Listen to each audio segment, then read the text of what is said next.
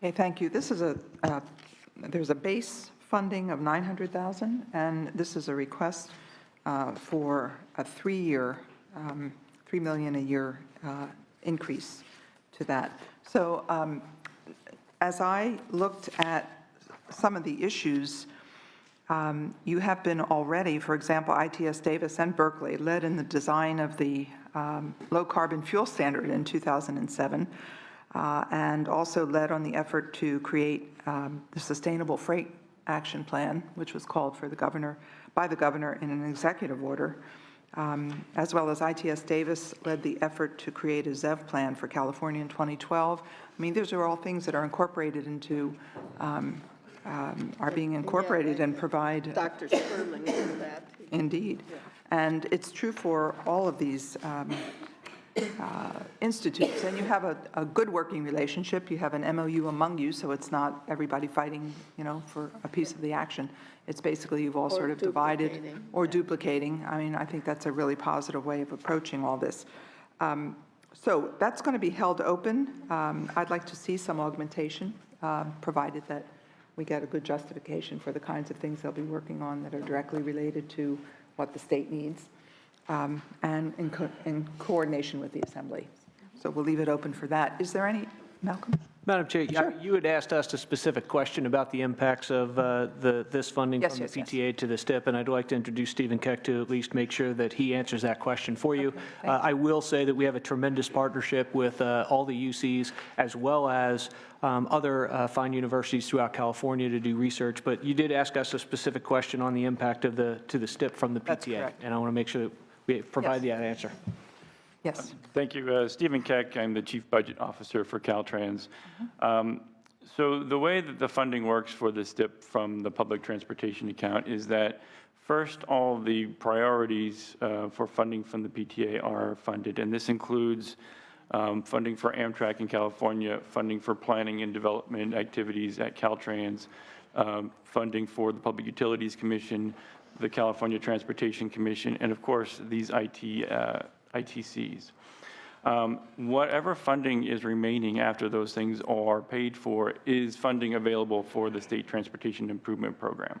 This is a program that I'm sure you've heard, especially from folks like Will Kempton, about the recent impact of that program because of declining gas taxes.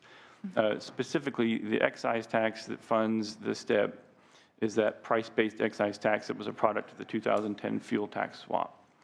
That tax last year was 18 cents a gallon. This year, it's 12 cents a gallon. Next year, 9.8 cents a gallon. Huge impact to the STIP.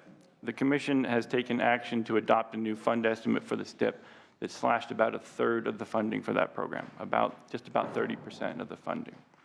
The PTA funds a small but significant portion of the STIP as well. About $200 million of the STIP capacity comes from the PTA over the 5-year period.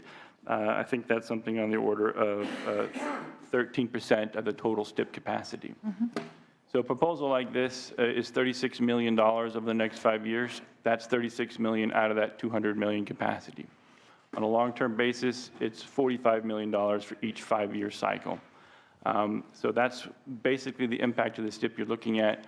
$45 million per 5-year period in the long term, $36 million in this upcoming 5-year period. And this comes at the same time the Commission is getting ready to take action to eliminate about $750 million worth of STIP projects that were programmed in the 2014 program cycle. Okay, thank you for that. Yes, that's why this is being held open. Yeah, so we have to look at this in the totality, and we certainly hope that not only for the programs that you mentioned, the STIP programs, and for many others, we need an increase, and we need to come to an agreement in the legislature to do that. We're certainly ready to do that, and I know people are working on that. So it is being held open, and thank you for that information. Yes. Thank you, Madam Chair. I just wanted to also bring to your attention, or to the body's attention, that there is also funding available. There's like $15 million in funding available through the Energy Commission. There's research and innovative for emerging technologies for low carbon transportation fuels. So I'm not sure, this issue is new to me, but I'm not sure to what extent that avenue has been pursued also. Like that suggestion. Thank you very much. Appreciate that. All right, is there public comment on this issue? It is, we're not taking action, it's being held open, but go ahead, Mr. Green. Good afternoon, Senator Welcome. Walk, members of the committee. I'm Larry Green. I'm the director of the Sacramento Metropolitan Air Quality Management District. Very much in support of this. As you well know, vehicular transportation, and all of the issues that are covered here at ITS are extremely important to our attainment in Sacramento. We've been working with this group for years at UC Davis, and they do great work in our community and have been very supportive of our mission at the Air District. Okay, thank you. Next, please. Chair Wolkin, members, Joshua Shaw with the California Transit Association. Our public transit agencies and from time to time our association have worked closely, collaboratively, and I think productively with the ITSs on various projects that benefit local transit and statewide transit. So we do support the request. We acknowledge, however, the LAO's point and Mr. Keck's point and your staff's point that there is a trade-off. We are concerned about, of course, the diminishing returns from the STIP, including for public transit. We have supported, for instance, in your special session on transportation funding last year, bills by Senator Allen, Senator Hill, and others that would have raised new funds for transit, including one of those bills would have put new dollars into the PTA. So there needs to be a careful consideration. We would hope to work with the director and you and your staff on the allocation if this were something you were acted favorably on. But we do think it needs to be done. We've worked with Irvine and Davis, for instance, to analyze the new Expo light rail lines productivity and relative to reducing greenhouse gas emissions on Expo line ridership to the west side of LA. Our association has used UCLA to facilitate a program quite recently for a lot of our transit managers in scenario planning. Very practical and some very good theoretical work, so we support the request, urge you to find a way. It's been too long since ITS has been able to offer more of those kinds of services to the transit industry while we are mindful of the trade-offs. Thank you. All right, thank you. And next, please. I'm Gordon Gary. I'm the Director of Research and Analysis at the Sacramento Area Council of Governments. SACOG is very much in support of this request. We've had a long-standing partnership, primarily with Davis, but we've used the research and to benefit our work in the Metropolitan Transportation Plan, Sustainable Community Strategy, and our other planning programs over the years, because we are really focused very much on performance-based planning. Good research is fundamental and absolutely critical. We find that the ITS program is a good source for that. Plus, they're a good source for our staff. Currently, we have several postgraduate staff members on staff at SACOG who came from the ITS program. So we're in support of this request. Thank you very much. All right, thank you. And sir? Hi, my name is Alan Thompson. I'm a transportation planner with the Southern California Association of Governments, representing 6 counties and 19 million California residents. We strongly support the full funding of for the Institute of Transportation Studies. Adequate funding has eroded over the past 70 years, acting as a brake on the ability of the institution to meet its core needs. SCAG relies on ITS, particularly UCLA and UC Irvine, to augment our research activities. Data, as you know, is critical for policymakers such as yourself to make informed decisions about the future. Our Regional Transportation Plan, Sustainable Community Strategy, we just adopted last week, is a data-driven document. The plan goes out 25 years to 2040 and relies on new technologies, transportation innovations to meet greenhouse gas reductions, provide new transportation opportunities, and guide where residents will live and businesses will locate. ITS help provide critical research on automated vehicles, sustainable goods movement, and greenhouse gas reduction. Just to reiterate what they said before, since we're talking about the future, ITS provides graduates who are ready for work on day one. Just yesterday, our legal counsel mentioned a staff member, it was our 5-year anniversary, who was surprisingly knowledgeable regarding compliance with SB 375 in our plans, as well as what other MPOs were doing. When asked just how long she'd been at SCAG, she goes, "Oh, just a couple weeks." And was already that well informed and knowledgeable and working. And that's the added benefit that the Institute of Transportation Studies provides. Providing the data, providing new staff, well-trained not just in what's done in the past, but with new innovative ways of moving forward. We strongly support full funding of ITS to continue and provide those benefits. Thank you very much. Okay, thank you. Further comment? All right, we are holding that open. Any comment from the members? All right, let's move on to the last item, which is the State Transit Assistance Program changes. Mr. Doherty, who's leading that? Who's leading this one? Are you? Yeah, I will introduce this one. Okay. I could do it. I don't. I'll do it. Okay, you're on. Thank you very much. So we've recently been made aware of the possibility that there's issues regarding the allocation of funds that are allocated through the State Transit Assistance Program. It is our understanding that the methodology for distribution may have changed and thus resulting in unexpected allocation results. And so we're currently reviewing the issues surrounding the different allocations and are happy to hear any additional comment or problems. Just curious, how was it discovered? I believe this was discovered from essentially different groups receiving their allocations and getting allocations that were unexpected, and then other groups. There might have been some groups that challenged the SCO's methodology, and the SCO may have taken a look and decided to allocate the resources in a different manner. There has to do, I mean, there's a whole issue behind how it's allocated. You know, that everybody gets a share, and the share's calculated in a different way, and there's a lot of different angles to it. We have yet to fully explore, who's getting more, who's getting less, or who should get more, who should get less. So we're still looking into that on the finance side. Does the administration have any concerns about whether, a policy bill ought to precede this rather than trailer build or such a change? I mean, our only concern would be to the degree that we understand what the problem is before we, go forth in solving something that, we're not sure where the problem lies. So that our main issue would just be to understand it better before we decide on a path to take. All right. Further comments from anyone? LAO? State Control. Oh, welcome to you. Good afternoon. I'm Jill Kanemasu from the State Controller's Office. State Controller's Office is responsible for allocating a portion of the state transit assistance funds to transportation planning agencies. And based on a historical interpretation of the statutes, we had been doing an allocation to the transportation planning agencies, and then they were to, in turn, allocate the monies to the transit operators based on claims and eligibility criteria.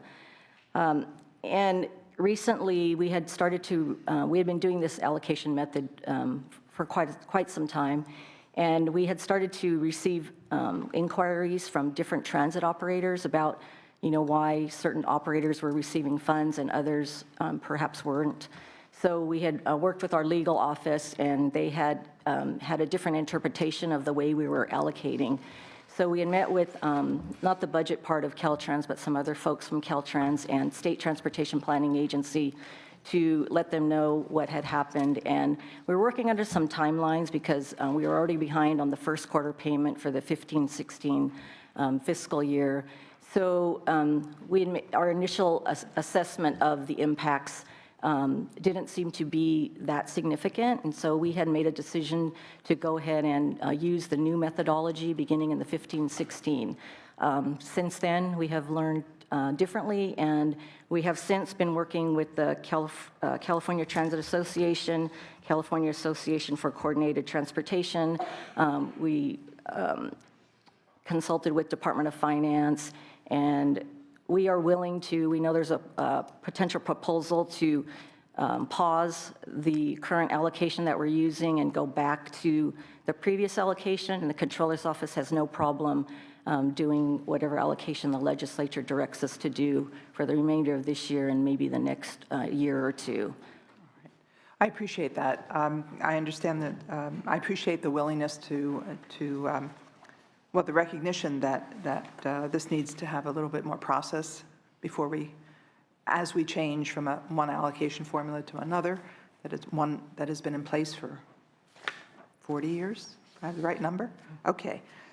So our staff's recommendation, I agree with it, is that we continue with the current allocation system and then, put a hold on a pause while you work out through a policy bill, ideally, the change in the allocation system in partnership with the folks that will be impacted.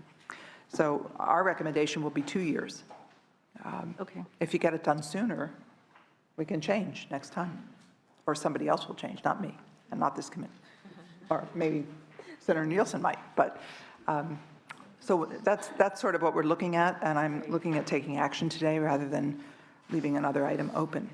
So is there any more comments on that, LAO or anyone? Okay, so public comment, and then if I can hear from commissioners, maybe a motion. Chair Wolk, members, Joshua Shaw again with the California Transit Association, representing the public transit operators Yes. that are historically the recipients of these state transit assistance funds.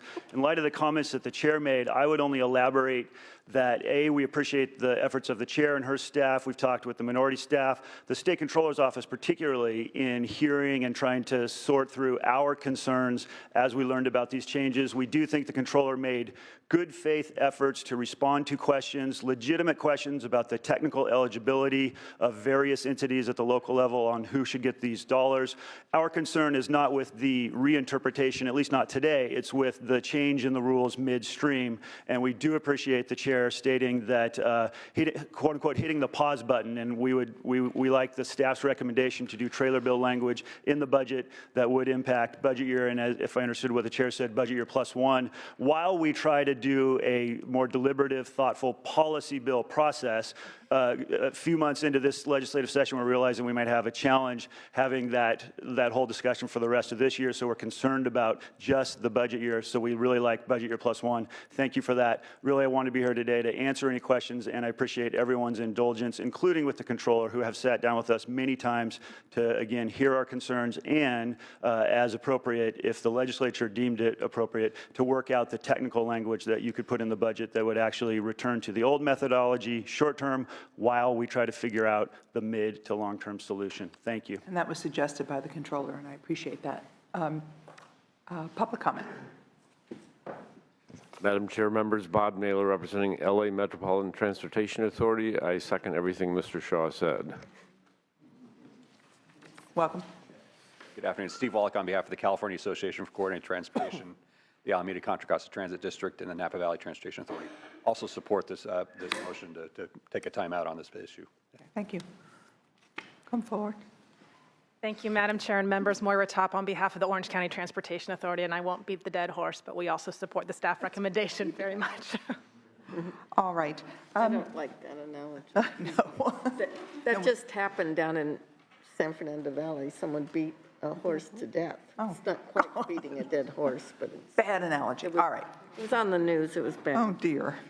All right, so the recommendation is for action that we adopt placeholder trailer bill language that requires the original state controller office allocation for purposes of determining the amount of the STA to distribute in the third and fourth quarters of the fiscal years 15-16 through 17-18, so it's paused basically, to use this for 2 years, to use the same recipients and same proportional shares as used in the fourth quarter of 14-15. And during that time, I'll add, there will be work on a policy bill to reallocate the funding and working with interested parties as well. All right, is there a motion? All right, we'd be glad to move that. Thank you. It has been moved. Any comment? All right, we've heard public comment, so please call the roll. Senator Wolf? Aye. Senator Nielsen? Aye. Senator Pavley? Aye. 3-0. Let's move on. I think we're done with you. Thank you very much, Caltrans. Moving on. Let's go back and do some. Let's do some damage here. All right. Where's my agenda? All right. We're going back to the first part of the agenda, which is vote only. There are a number of issues, and we welcome public comment before we vote, but we're going to do it all at once. So these are the items. CHP, we have 2 items that they want pulled on. Which one? Issue Which one? 5 and issue 7. All right.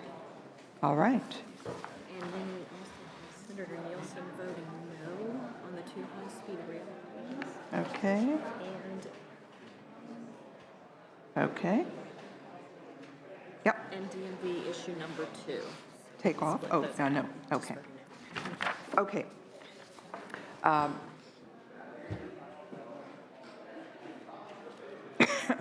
I will propose vote only. We will split some of these. So first, we are proposing or looking for a motion to support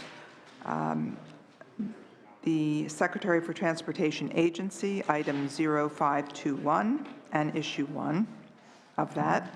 California Transportation Commission, Transportation Goals and Performance Measures. Then Caltrans Project Oversight for Federal Highway Administration, All Road Network of Linear Referenced Data Mandate, and Toll Collection Services. And I'll stop right there for a minute. Is there a motion? So moved. All right. Public comment on any of the first 3 items. Seeing none, please call the roll. Senator Wolk?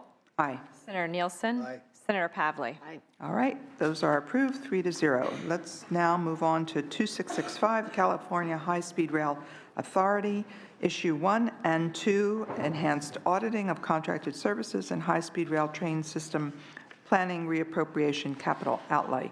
Is there a motion? I guess I'll move that. It's been moved. Comments? All right, please call the roll. Senator Wolk? Aye. Senator Nielsen? No. Senator Pavley? Approved, 2-1. Let's do the Highway Patrol. We are pulling 2 issues from the agenda, 5 and 7. So this will be the motion. California Highway Patrol, Issue 1, Integrated Database Management System Funding, Expanded Network Infrastructure, California Motorcyclist Safety Program, and the relocation of the Fresno area office and the Santa Barbara facility replacement reappropriation. Is there a motion? So moved. That's been moved. Comment? Seeing none, please call the roll. Senator Wolk? Aye. Senator Nielsen? Aye. Senator Pavley? Aye. 3-0, they pass. Now we'll do issue 5 and 7 in a moment.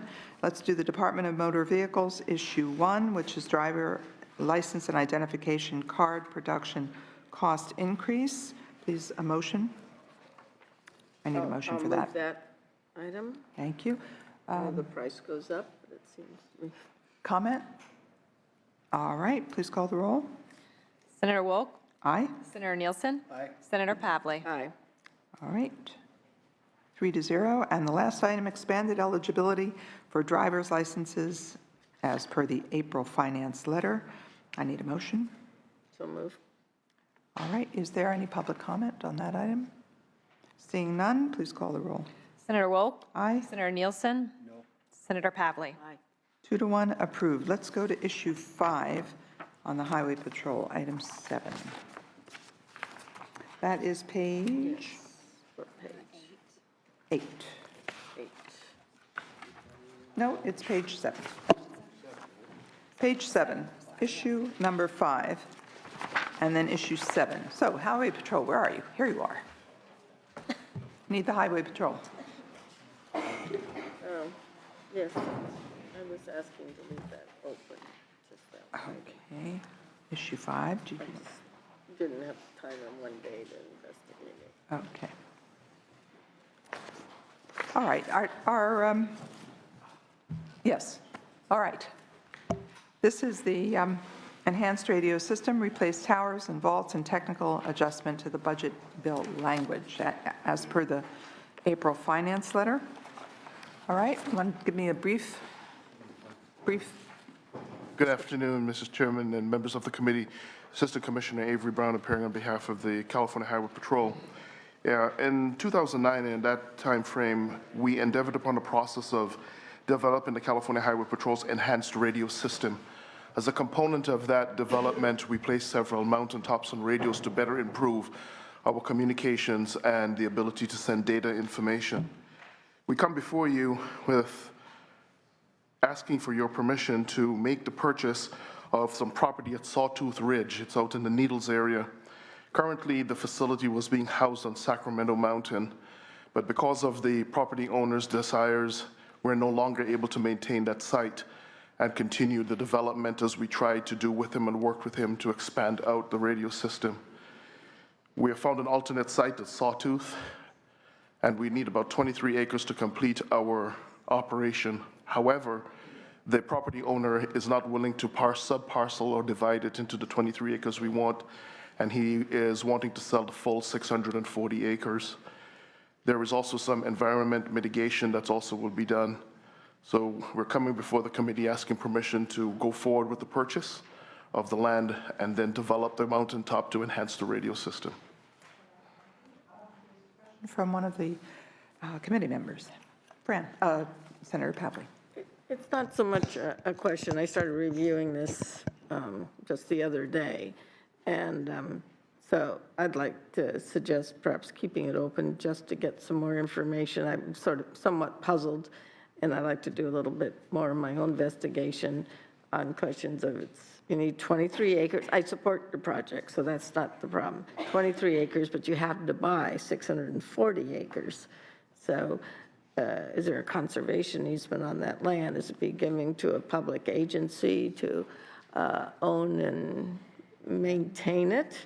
And a variety of other questions that are just, and you're using environmental mitigation. I don't know if that's coming from somewhere else. So if you'd allow me just the opportunity to either talk to you or talk to some other people, just so I feel very comfortable with why we are acquiring 640 acres, what happens to the land, and when you only need 23. But I support what you're trying to do. I shouldn't be a problem. It's just I don't have the time right now to go through all those answers. We'll follow through. All right, I think that's a good idea. We'll hold it open without prejudice, of course. Sorry. I don't need you to answer all her questions now. Is that what you want to do? I was going to offer to answer them now if I don't think so. I think, I wanted to talk to several other people. yeah. okay. No, without prejudice. So we'll just hold that item open. Let's look at issue 7, contracting language, budget bill language, April finance letter. And the concern with this? I don't know what his concern is. Oh, Senator Nielsen. And who's carrying this? Welcome. Thank you, Chairman Molk. Randy Katz, Department of Finance. The proposed budget bill language is basically, it would allow DGS to, Department of General Services, to consolidate architecture, engineering, environmental services for the proposed El Centro, Hayward, Ventura, and San Bernardino area office replacements. This was done for the first 5 CHP area office replacements that were approved a couple years back, and it helped save some significant funds. Bundling the project will enable DGS to maintain the continuity, the consistency of critical services, as well as enable its project managers to effectively negotiate and manage the contract for the benefit of the state. DGS estimates that the efficiencies gained will save the state between $2 and $3 million per project in about 6 months of schedule. All right. Do you have some questions, Senator Nielsen? No? Oh, I'm fine. Would you like it held open? Did you want it held open? No. All right. All right, then let's take action on that. I will be glad to move that item. All right, thank you. You move the contracting language, budget bill language, issue number 7. Public comment? All right, let's take a vote. Please call the roll. Senator Wolk? Aye? Senator Nielsen? Senator Pavley? All right. Approved 2-0.